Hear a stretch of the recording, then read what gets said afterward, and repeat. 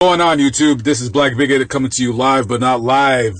This is a podcast. We're talking to Robert Gunnell. I've spoken to him 2 times before. A very fascinating, fantastic story that he has. He's had multiple encounters with UFOs, with aliens. We're discussing his story tonight. Robert, how you doing? I am doing pretty good.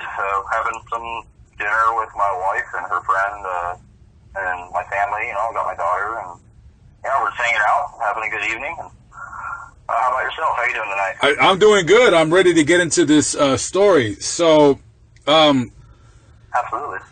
So, Mr. Gunnell has told me his story before, but we're doing it on the podcast just to let you guys listen to it, and just to let you know, he does have a YouTube channel, and the link to that channel will be in the description box below in this video, and also the past 2 videos will also be linked in the box below.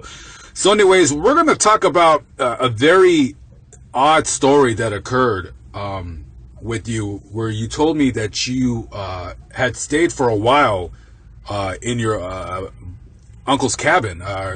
If you could tell the listeners what happened with that. Absolutely. So this would have been right after my second experience. So I was 12 when that happened. So I was about 13 years old. And I want to say this would have been the summer of 96.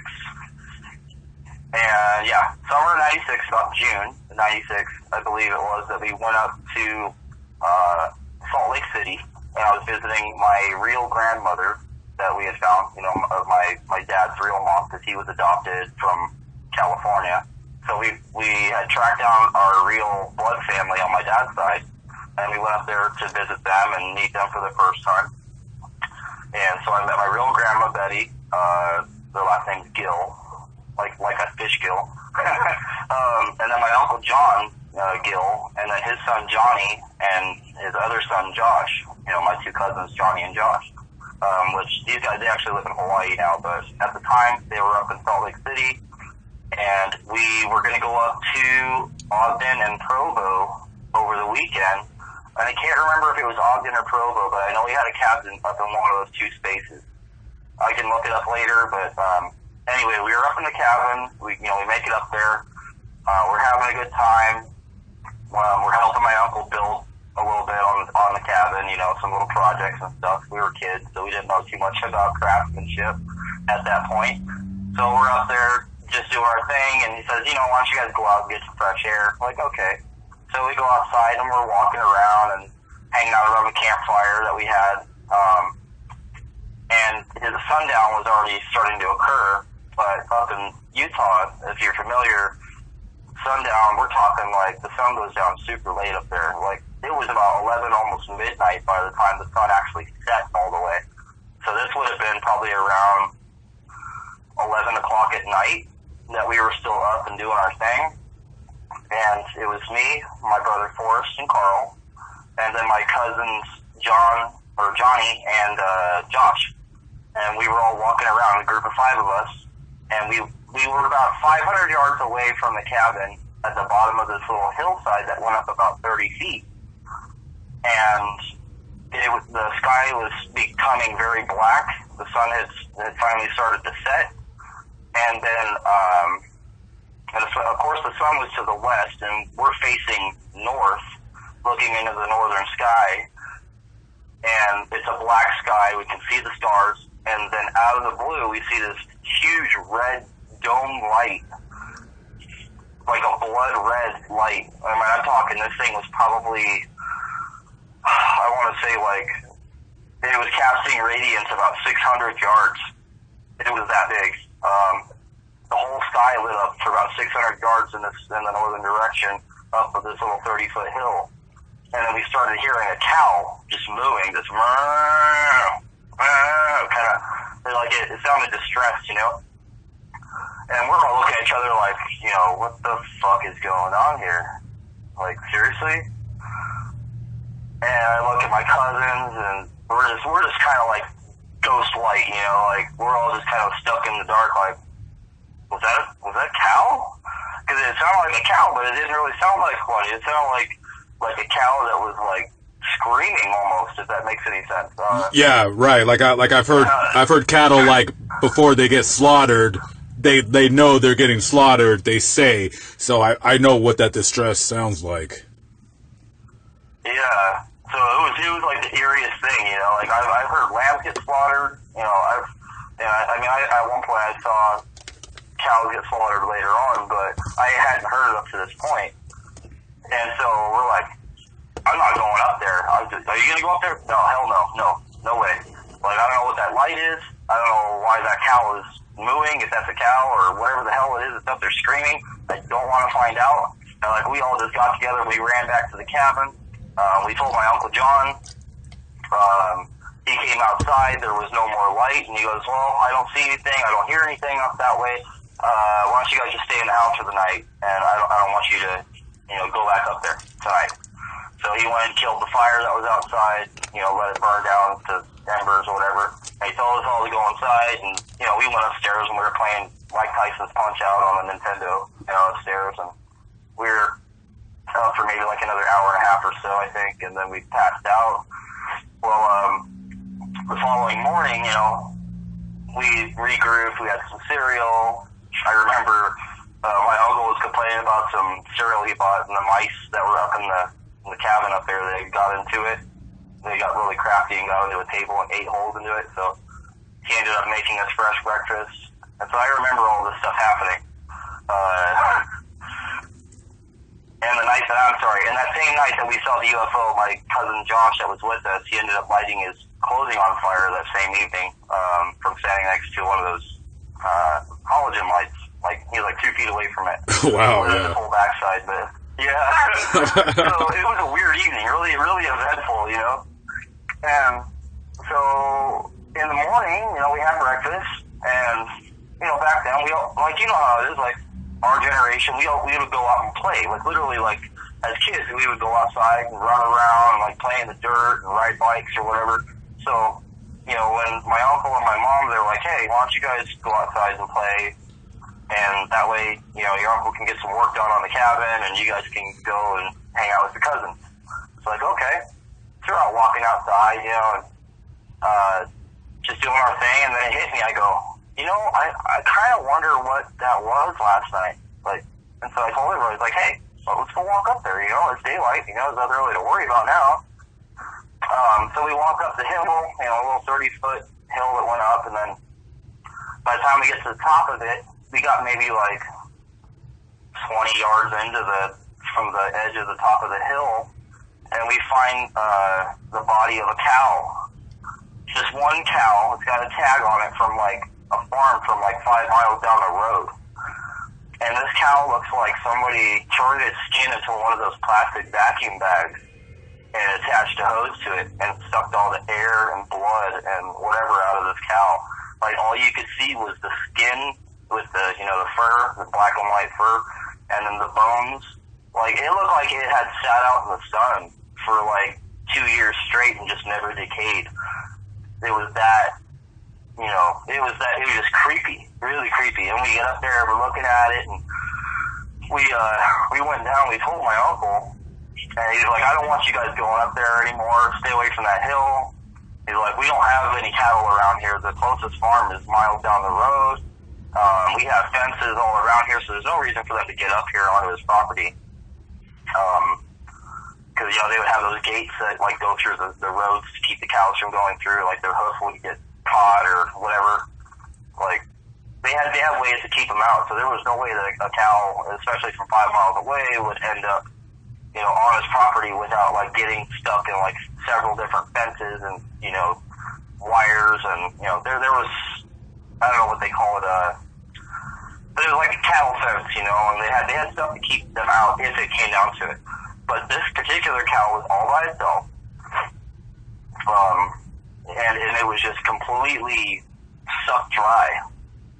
And I remember my uncle making the joke about like a chupacabra or something, you know. And I'm thinking, okay, well, chupacabras don't drive UFOs. Like, that's what hit me. Right, yeah. I was like, chupacabras don't have a bright red light that's like 600 yards wide. Right. And then, into the air 600 yards. Like, it was like a half circle straight up into the sky. And I was like, look, John, I was like, Uncle John, like, whatever it was that did this to this cow, it wasn't human.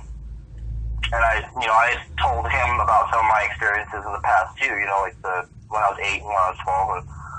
And so he's like, you know what? I don't want you guys going up there. Don't touch it. Don't go near it.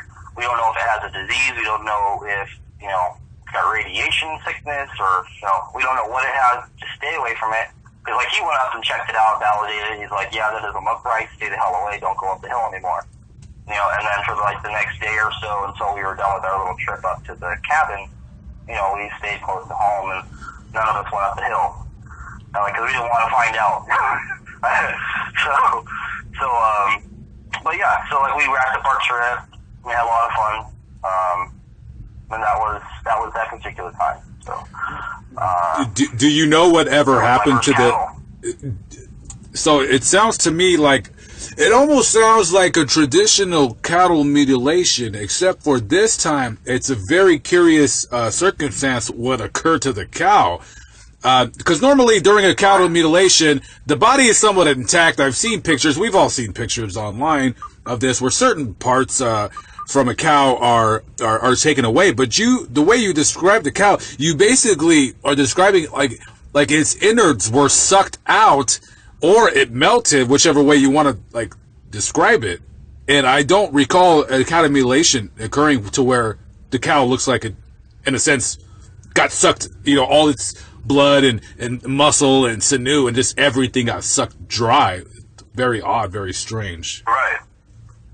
Right. It scares the shit out of us, when we looked at that thing. It's like, it was like if you take, your clothing and you put them in a vacuum bag and you suck all the air out and then it shrinks it all down, but it's still clothing, but it just doesn't look right. And that's what it looked like. It almost looked like somebody took a 3D object and then smashed it down to like a 2.5-dimensional object. There was no blood, there was no filler. We just saw the bones and the skin just kind of smashed around itself. And it wasn't there, earlier the day before. We didn't see any cows or hear any cows up the hill, and my cousins had actually gone up there by themselves, so there was nothing up there earlier that day before that night happened. And then the following morning we go out and we find this thing just totally sucked up, and it looked like it had whatever happened to it, it caused pressure enough for its eyes and its tongue to protrude from its skull. So its tongue was literally sticking way out, probably 8 inches out of its mouth or 6 inches out of its mouth. And its eyeballs were halfway popped out of its head. So oh, wow. The thing was just not having a good day. Yeah. To say the least. Right. I mean, not to laugh about such a horrible circumstance that occurred to the cow, but I mean, sometimes you gotta find a little bit of humor in such a dastardly deed that occurred to the animal. So after your uncle told you to never return or go back to the area, you guys never did? You never just look back and see later on if anything changed, or? No, because we'd already gone back up to that hill, twice before we told him. Because we went up there and we walked kind of down, and then we walked back up, and then but all within a couple of minutes of each other. Right. And then when we told him, we didn't go back up there after that. And then of course, a few days later, our trip ended, and we took a plane back to Arizona from Utah. So, right. We went back to my grandma's house, hung out with her for a few more days, but yeah, it was pretty crazy for sure. Yeah, to say the least. So we're gonna switch gears here. We're gonna move forward in time a little bit to a very interesting and peculiar event. I would even say a widespread event that occurred in Arizona in the late 90s.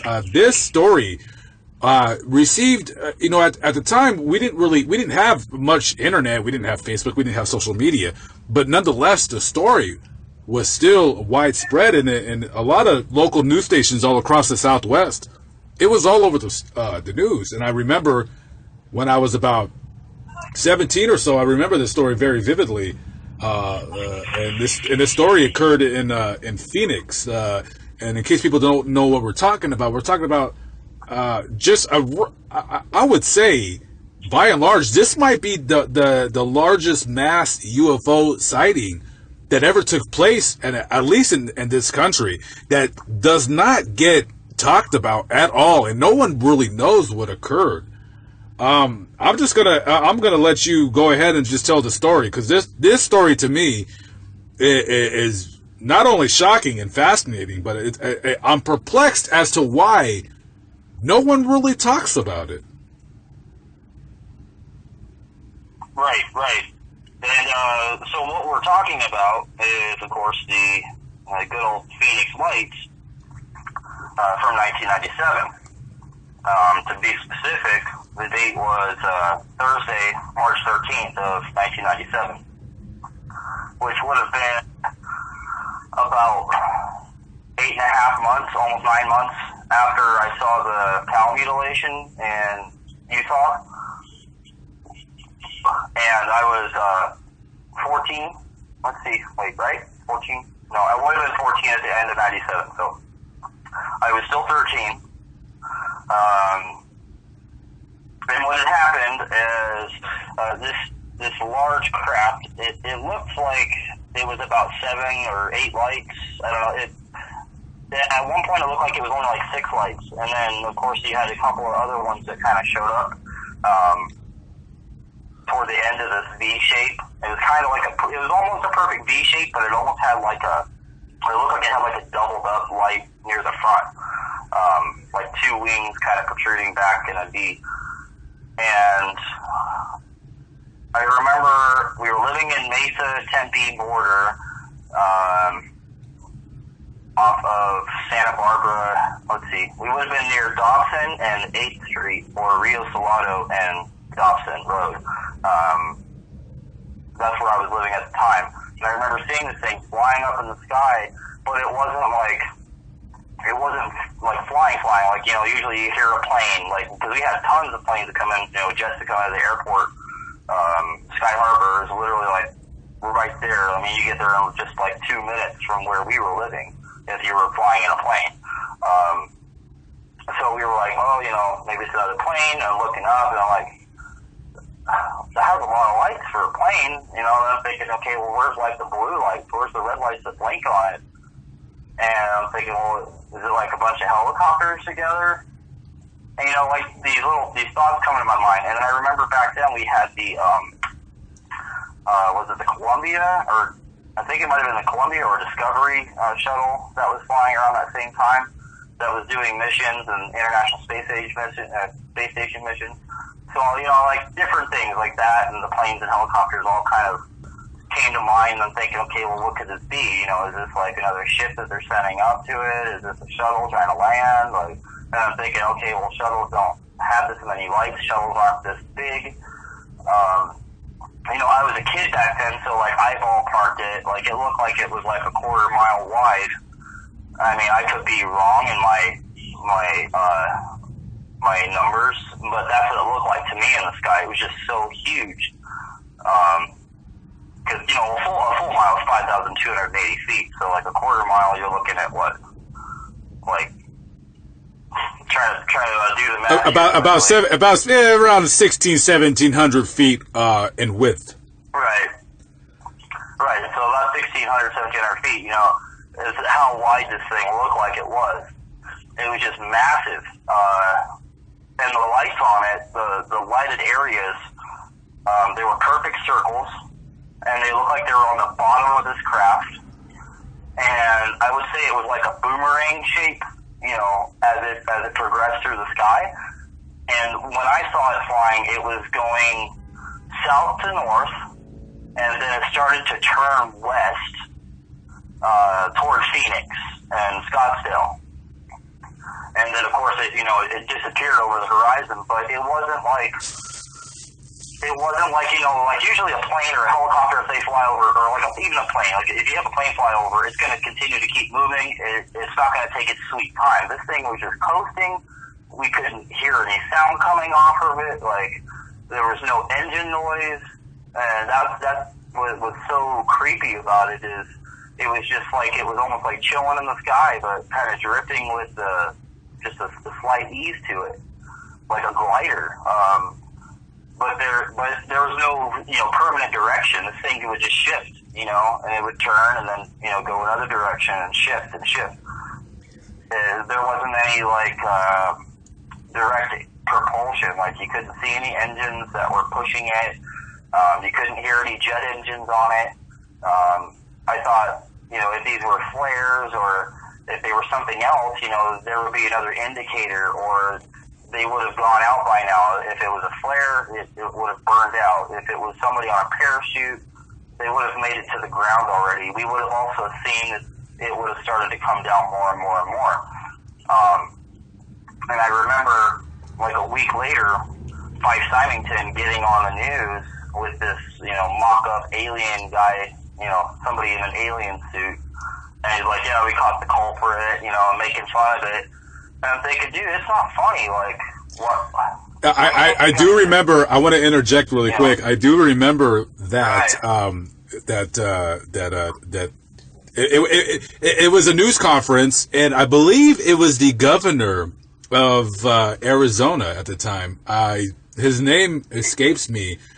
I don't know why I want to say his name was. Fife Symington. Yeah, exactly. I want to say his last name began with an S. So he came and they made a joke about it, and just everyone laughed. A man in an alien suit came out. Everyone was laughing. And when I seen this, I wouldn't say I was angry, but I'm just like, how do you make such a huge deal of a craft that, in all estimation, we didn't build on this planet, that flies through our airspace, you know what I mean? And he makes a joke about it, but after all was said and done, he actually came back later and admitted that he's seen the craft too, and that the reason why he did that news conference was because he didn't want to start a mass panic. So he actually witnessed the craft as well, but he just didn't want to say, oh, I've seen something, and start a widespread hysteria all across Arizona. Right. And I think, personally, like on my level, people I've spoken to over the years, I would be completely fine with the disclosure. If somebody was like, you know what, yeah, in 97, that was really a UFO. Those were beings from either somewhere else on this planet that live underwater, or they're, from another galaxy, and they're visiting us, and they've been doing it for years or ages. Like, it would make more sense to come forward and spend that time saying what it was, rather than building up the fear of, what was it really? Why was it there? What was it doing? Was it going to hurt us or not? Instead of, because they spin that mockery, and I think that creates more panic in the long run, because then you have these people that start to, second guess, did I have a stroke? Am I going nuts? Right. Did I see what I saw? Was it a hallucination? And then you're like, well, no, hundreds of thousands of people couldn't just hallucinate this. Right. All at the same exact time, and everybody calling the 911 operators and calling the FAA, and it happened. It really happened. I was there. I was watching it happen. 13 years old, watching this thing float through the sky and not hearing a single sound from it. But and then the other part of that news conference that really got under my skin is, why would you get on the news and waste all this time and resources, and just, money in general, out of the public's pocket to get on live TV when they could be doing something else that's productive, just to mock the public and downplay it only later on for him to admit it when he's finally out of office. So like that has like a certain place in my mind. You know, there's a certain place in hell for people like that play it that way. You know, personally speaking, you know. Yeah, and just to let everyone know, you can search up on YouTube the news conference, guys.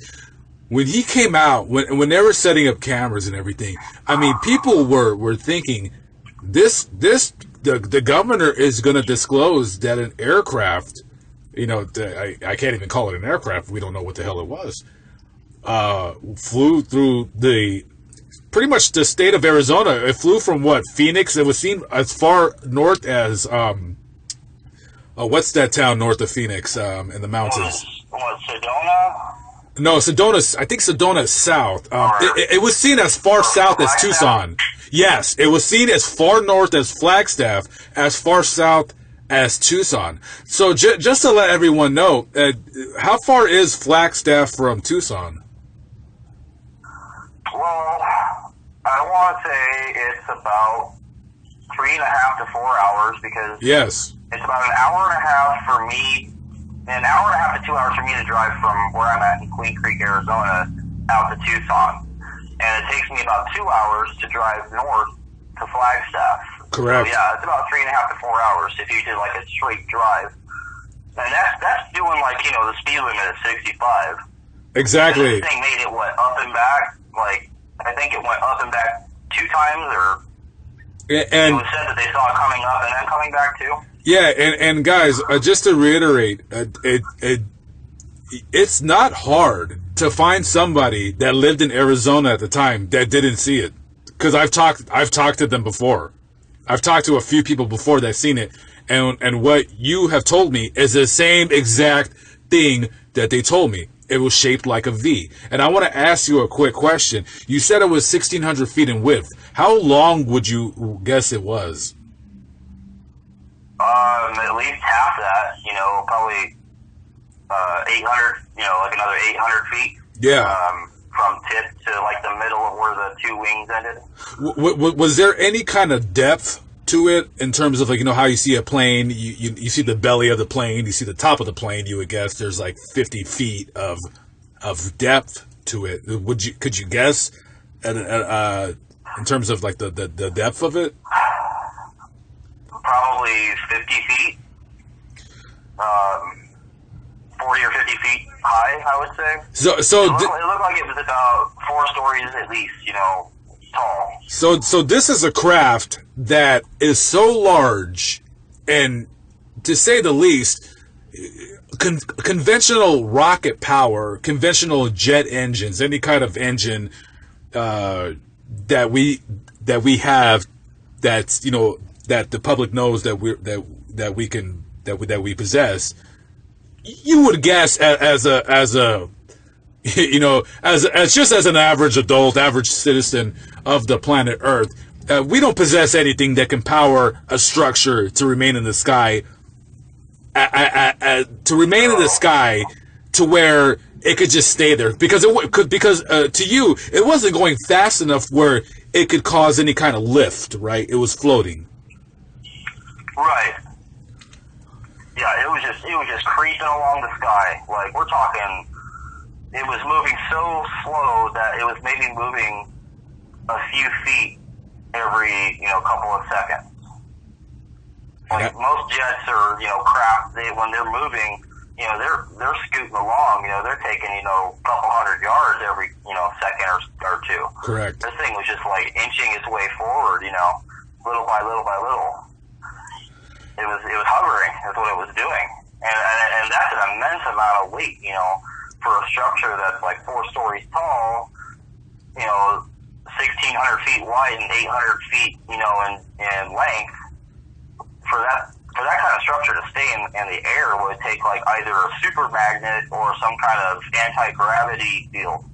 Like, 'cause there's just no way. Like, it wasn't moving anything. We didn't feel any airflow coming off of this. And for how high it was, I mean, you're not really going to, but there wasn't any breeze in the air, so nothing was moving. It was just dead still of the night. and this thing just coasted along. And there was a little bit of a, what do you call it? You could see like a little bit of the outline of it because the sun had been setting when this happened. So when it was going down, it was slightly lighting it up.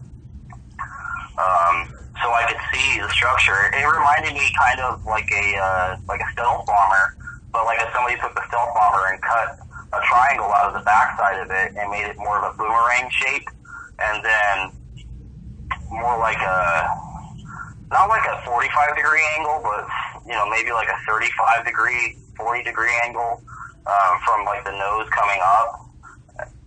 The way it was carved, or engineered, I should say. This thing was just built. It was built with perfect integrity, like perfect precision. Like it looked like it was cut with a laser. It was that spot on.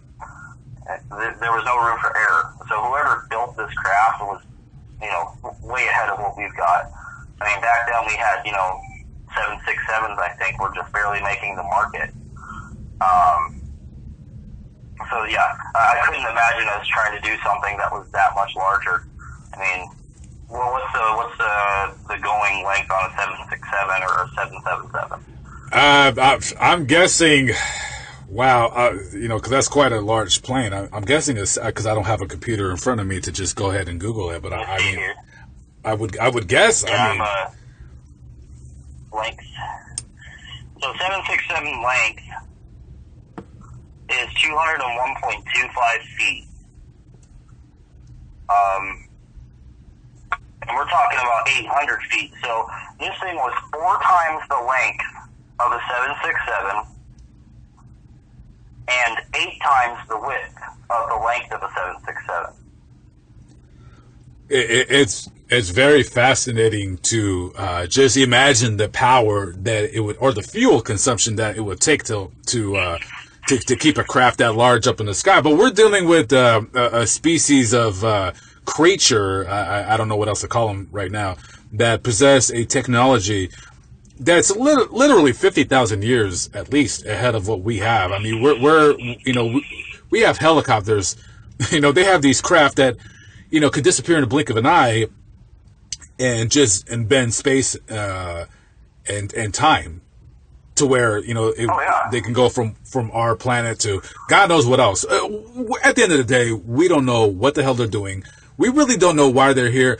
You can listen to whoever you want to listen to, who's ever in the ufology community. But at the end of the day, we truly don't know what the hell is going on.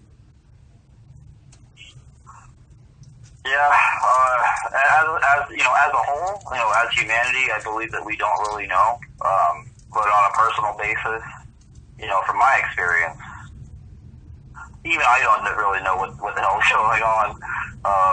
At this point, I feel like I've been tagged, and I'm just kind of being, checked in on every now and again, and then it just continues. We're gonna get into that further on the next podcast. We're gonna get in more in depth and with Mr. Gunnell's stories. Guys, this is only half of his story, so just please tune in because the next stories only get more fascinating as they go. And when he says that he feels that they just like kind of tagged him and just come back, he's not as my grandmama said, they're not just whistling Dixie. He ain't whistling Dixie. So, anyways, we're gonna conclude this. Right. We're gonna conclude this podcast. I'm Black Bigot. This is Robert Gunnell. The link to his channel will be in the description box below. The link to the other 2 videos will also be in that link. And please stay tuned. We got a lot more to discuss. I'm Black Bigot. I'm here with Robert Gunnell. Take it easy, and we'll be back real quick. Take it easy, guys. Peace out.